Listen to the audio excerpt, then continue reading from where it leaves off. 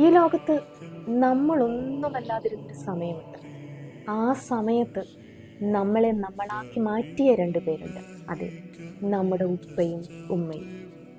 ഇന്ന് നമ്മൾ സ്വന്തമെന്ന് കരുതുന്ന നമ്മുടെ ഈ ആരോഗ്യം, നമ്മുടെ ഈ ശരീരം, നമ്മുടെ വിദ്യാഭ്യാസമെല്ലാം ഒരു കാലത്തെ അവരുടെ അധ്വാനമാണ്, പരിശ്രമമാണ്.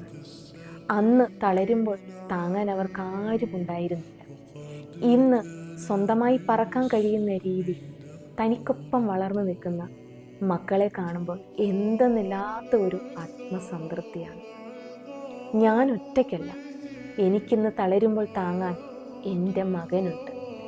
ഈ ഒരു സന്തോഷം, ഈ ഒരു തിരിച്ചറിവ്, അവരിൽ കൊടുക്കുന്ന ആത്മസംതൃപ്തി ചെറുതൊന്നുമല്ല.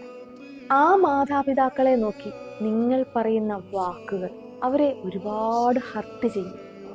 അതുവരെ അവരുടെ ഉള്ളിൽ അവർ കരുതി വെച്ചിരുന്ന പ്രതീക്ഷകളാണ് തകർന്ന് തരിപ്പണമായി പോകുന്നത്. സോ വാക്കുകൾ വളരെയേറെ സൂക്ഷിച്ച് ഉപയോഗിക്കണം. അതിൻ്റെ ഒരു മൂർച്ചയെന്ന് പറയുന്നത്, അതിൻ്റെ ഒരു വേദന എന്ന് പറയുന്നത് കേൾക്കുന്നവൻ്റെ സമാധാനമായിരിക്കും നഷ്ടപ്പെടുത്തുക. ഒരുപക്ഷെ നിങ്ങളെ ചൊടിപ്പിക്കുന്ന രീതിയിൽ അവർ സംസാരിച്ചെന്നിരിക്കും. പ്രായത്തിൻ്റെ വികൃതിയായി കാണാൻ നമുക്ക് സാധിക്കണം.